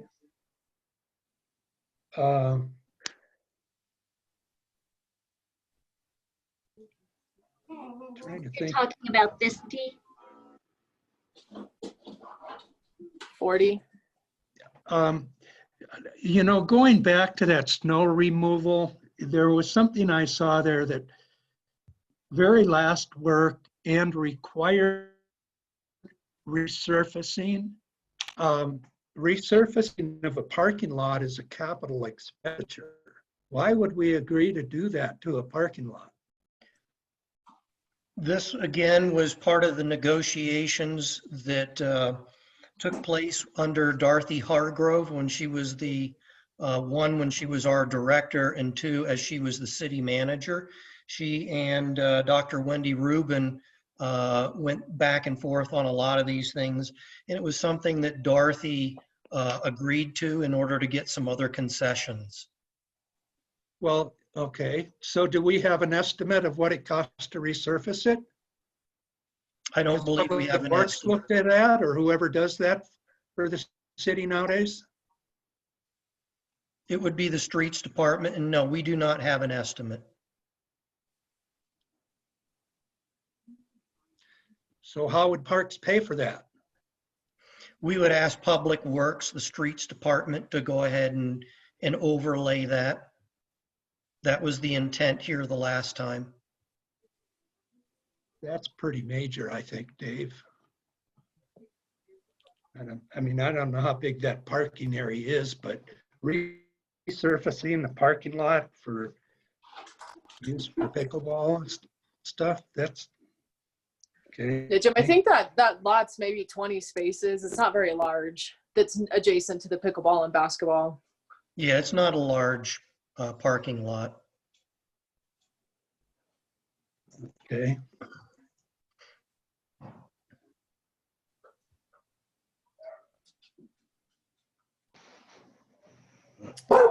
I have a thing on this one on C, on 5C. My suggestion would be to say something like the two parties agree to meet at least twice a year or quarterly if you want, but can meet more. Again, it's one of those things that we've always written into our contracts where it's like, if you decide that you have to meet every month or every other month and you don't, some party can come back and say, well, you didn't meet with us that month, so this contract is void. Again, I don't think that would ever happen. But I always like to write it a little bit vaguer. And then if you want to meet more, you can, but you're not obligated to. Just my. I think the reason this was put in, Christine, was in the last agreement, or I think it was verbal, that we agreed to meet as staff. And then for whatever reason, people did not show up a time or two, and then the meetings just disappeared altogether. So I think having something in there, sure, and in particular to have recreation or park staff schedule these meetings, and then if people do not show, we have documentation as well. But I would like to have some kind of a set meeting schedule in there. Even if we agree we don't need a meeting every other month, is to have that and have some kind of minutes there. And I think that's why that's important. That's just fine. We as the parks professionals probably have a little bit more to talk about with the school district's maintenance people than maybe we do as a recreation group. Sure. I would guess somewhere, probably what I think Christine is addressing is that having that not happen is not a default of the contract, the monthly meeting.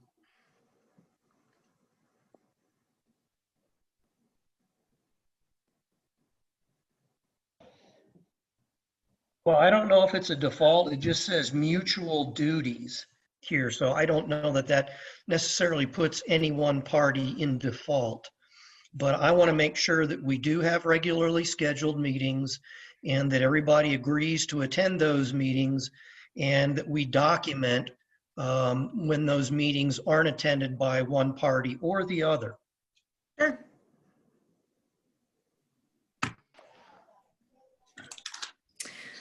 My other comment, because the rest of this is kind of just legal jargon, which I don't know if anybody has any comments on, but is this doesn't address Hosanna Field at all. So I was wondering where that fits into this IGA, since we have been in talks with allowing them to take over maintenance and ops of Hosanna.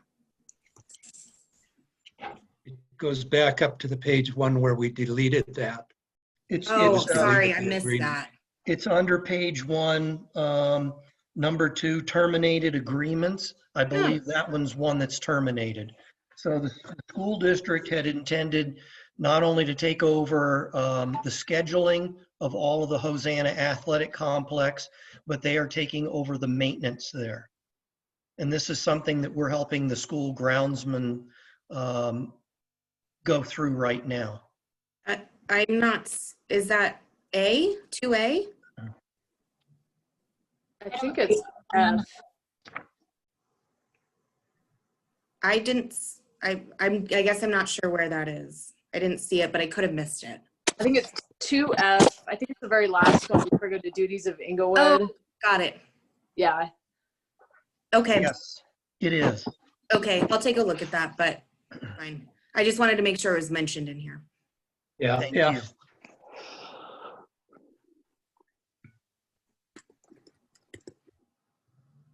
That's all I have. I'm done now. Thank you, Christine. Sorry. And Jim. This is good feedback, so appreciate it. Yes, it really is. I would also think on page 3, on number 7, renewal of the agreement, and then 30 days in that last line. 30 days isn't very long, especially if you have a summer program scheduled.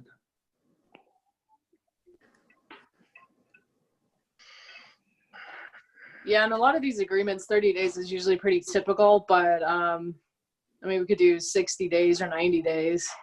I would suggest 90, because if you put it in the program that there's going to be Fisher Auditorium's going to be available and we're going to have a summer program like we have for the last, 4 years, whatever it is, and then they don't have it.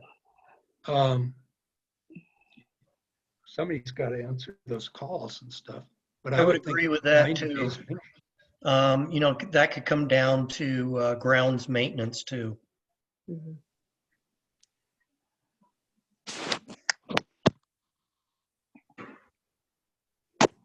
I don't want to like prolong this meeting, but I don't know if I agree with that because it says at least 30 days. I mean, if there's the only reason that this would be terminated is if there is a major issue. And so I think at least 30 days gives you a 90-day, I mean, the attorneys can do whatever they want to do. I don't really that hard, but we always do 30 days as well. If 90, I feel like really is a long period of time. Yeah, and you can negotiate that too. If you say, we want to terminate this, it's a 30-day minimum. Respectfully, just fine.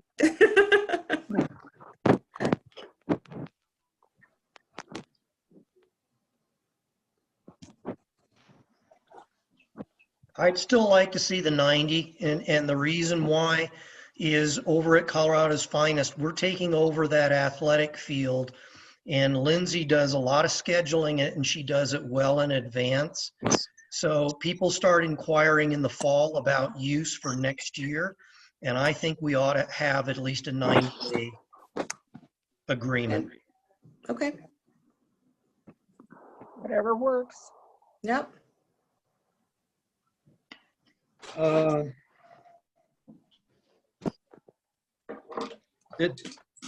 I've forgotten, Dave, since I read this.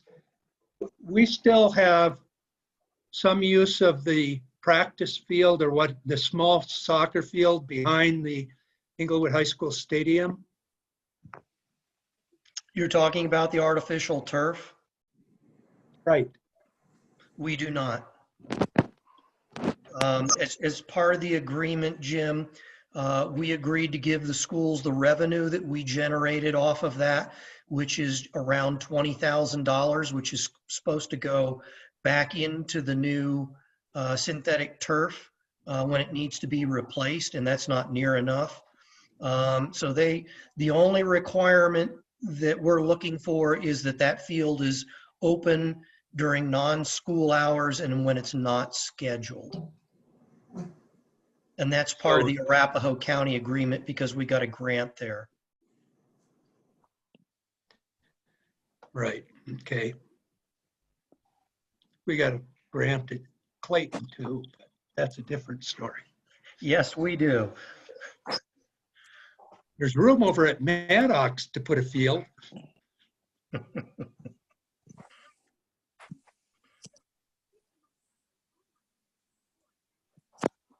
That's everything.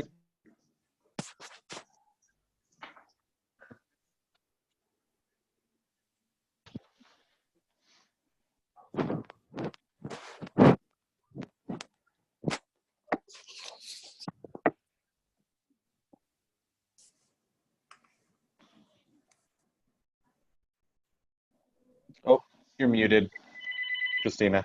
Yes, I am. Thank you. I was just going to say, if there's no other comments, I'll repeat what I said.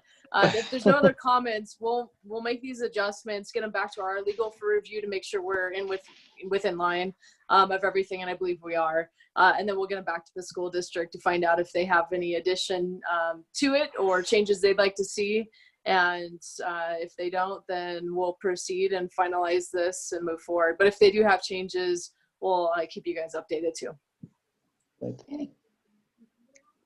Okay, great. That leads us to staff choice. Christina, anything else? Yeah, just a quick update. Obviously, the COVID situation's been interesting for everybody, and we're reopening the city as of yesterday. The announcement was made on May 4th. That's the goal. That could change depending on data that's coming out. But our canine corral is open. Broken Tias is open. We do staff canine corral to ensure people are social distancing. We had a lot of issues there with people just congregating and not spreading out. So we're putting staff there. Granted, our staff have been working from home and are pretty excited to be outside and talking to the public. So that's what we've got going on over there.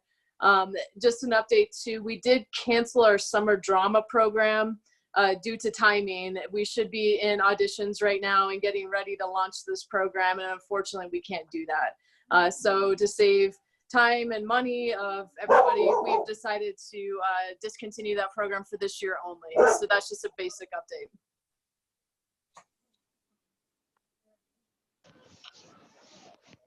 And that's all I've got. Dave, anything else? I think Christina was pretty thorough in covering everything. I just add to that, Parks staff has worked diligently throughout the whole pandemic. We split the crews up in halves, coming in every other day because obviously trash is a big thing, graffiti, and now we're into mowing. But we're going to resume normal duties, activities as of the 4th of May. So everybody, all staff will be coming in at the same time, doing the same restrictions, distancing, and so forth. But we're falling fast behind in our outdoor maintenance just because of the every other day. Okay. Any other staff members that I've missed? I think that's everyone. Okay. Allison. So, right, Allison tuned in. She might be muted. Go ahead, Allison.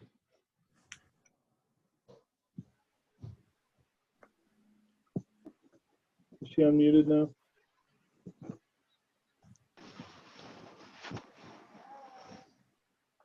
She's unmuted. Okay. Allison, can you hear us?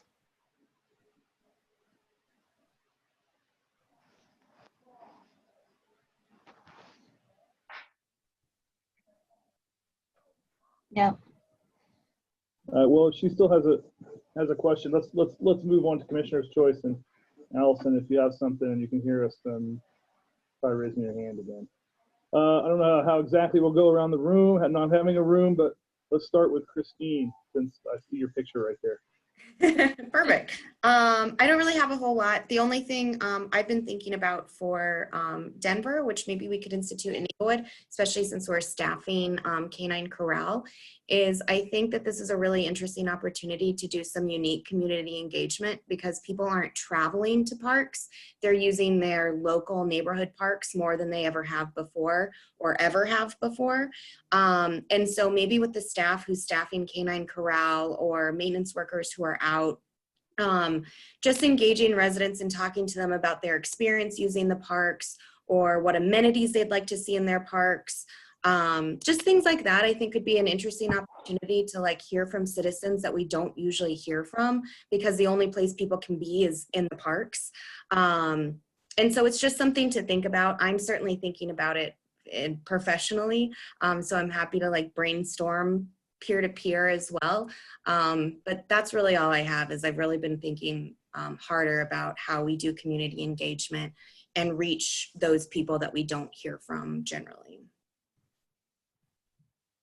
Okay. Kate, got anything? Yeah, I agree with Christine, definitely. I know I've been taking a walk every single day and going through all the parks in my neighborhood, and it's just so great to see how many people are out there. It makes me really happy, and you can tell everyone's like being very responsible and socially distancing, but enjoying seeing their neighbors. So I support Christine, and then also I'm really happy to see all of you guys, and I hope you're doing well. And that's all I have. Thanks. John. Yeah, just trying to be supportive of the community around me right now. You know, we've been able to do some really good stuff on council in the last few weeks here, stuff that I'm pretty proud of. Just encourage people to keep up with the social distancing as much as possible while getting outside, while getting to the parks, while getting some good exercise. I know that I've spent way too much time sitting cross-legged on my couch in front of a laptop. So I went and did a little walk around the apartment complex with my little corgi Carl earlier today. And it's amazing how stiff your legs get when you've spent 10 hours on a couch. So, you know, don't let yourself get too complacent, but continue practicing that social distancing. And we're going to get through this. So everybody keep your chin up. Steve. I'm good. I've got no comment. Yeah. I have nothing. Who am I forgetting? Let's see, Karen. Hi. I'll be glad when I can actually get out of my house and go for walks again. I'm still quarantined. I do have a question though, before all of this happened.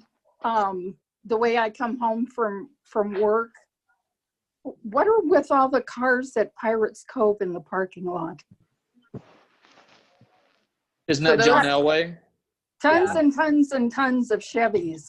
Yeah. Yeah, so this is an annual thing that we've done with them, with John Elway Chevrolet.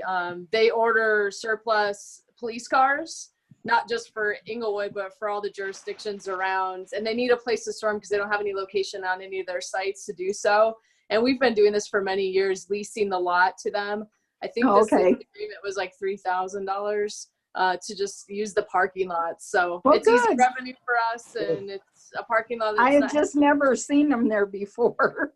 I don't think a lot of people did. It created quite the social media storm. A lot of people thought we were going to martial law and all these things as COVID was breaking out, which was not the case at all. We were just a parking lot literally for cars. Okay, thank you. Yeah.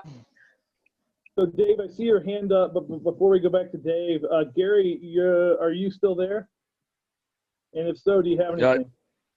Yes, I am. No, I'm just listening to the, I just want to apologize. I was working for the first hour. So I kind of had my video off because I don't want to get me seasick with the video movement. But no, I just, I mean, one reason why I moved back to Englewood, originally moving to Englewood back in 2000 was because it was so different from every other city in our metro area. And I going through this meeting today, just hearing how other places, Boulder, Boulder and Arizona. One thing that I really like to remember is that when we're Englewood, a lot of people live here for a reason. A lot of multi-generations still live here. So let's remember that and try to keep that going forward. It's one thing I mean, change is always, it's inevitable, but then again, we got to remember that Englewood is not a Boulder, it's not a Fort Collins, it's not a Phoenix, it's Englewood. So let's keep Englewood that way. Thanks, Gary. Yeah, good. Thanks for that, Gary. So with that, I think that's all the commissioners, unless did I miss anyone? So Allison did email me and ask me, and Christina, maybe you can talk about it, the Malley Center and Rec Center, plans to open those back up. And she said the VO program. So Malley's going to be the last location we reopen, since that's our most vulnerable population. We're not anticipating even opening up Malley probably until June 1st. However, the rec center, we'd love to get reopened as soon as possible. And I apologize, my dogs keep barking. We'd love to get the rec center reopened as soon as possible. We have concerns, obviously, with it being a fitness center, heavy breathing. We know how COVID spreads. And so that one's up in the air. The goal was to open everything, including the library, on May 4th. But ultimately, we're going to draw it out a little bit longer. And like we found, everything changes. We thought we were reopening on Monday, but based off of scientific data on COVID, the city manager and others have decided to not reopen until May 4th. It could get pushed back another week. This is such an unknown situation that the goal is to get everything reopened as soon as possible, but we have our patrons and our staff in mind, and we want to keep it safe for everybody. We don't want to have a COVID breakout at one of our locations because we weren't careful. So we're as a group working on reopening plans and making sure we're meeting ADA requirements and safety requirements, ensuring we have enough supplies to do just that. So that's the status of it. The goal is to get reopened hopefully by May 4th for the rec center and the library. But again, that's changing day by day. So we'll keep y'all updated on that too. If you follow us on Facebook, we'll post as soon as we have more of a defined plan in place. And the last two items, she said that they are able to have the VOA program to go lunches starting May 4th. And it's like maybe able to do the projects at the rec center. So they may not have to close in the fall for the maintenance. Is that what she's referring to? Yeah, so we've kind of lucked out. The one thing that wasn't shut down was construction, and we had a long list of projects that was slated to go in August. One being the pool decking at the rec center. That's still gonna have to happen in August, but we've been able to do a lot of projects we're gonna wait until the closures for. And so the benefit is we may not have to close that whole center, which would be amazing come August, since we've been closed for 6 weeks already and we're itching to get back open. So again, we're doing a lot of upgrades already at the rec center while the closures have been in place during COVID. And it's going to be nice to reopen. I think people will enjoy the changes they see when we do reopen. Super. Great. Okay, Dave, let's go back to Dave. He's been patient. Okay, well, all of that discussion got me thinking about a couple of things. Monday night, council did pass the fire hydrant out at the rec center. That was one of the projects that needed to move forward for safety. And then we also did approve a contractor to do the retaining wall out at Romans Park behind the tennis court. And so that's the first step for us in moving forward with the grant from Arapahoe County to redo the tennis courts and get new playground equipment out there.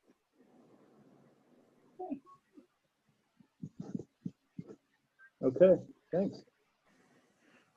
So that leads us to the end of the agenda. Does anyone else have anything before we adjourn? No. All right, well, thank you all very much for all of the ideas and input.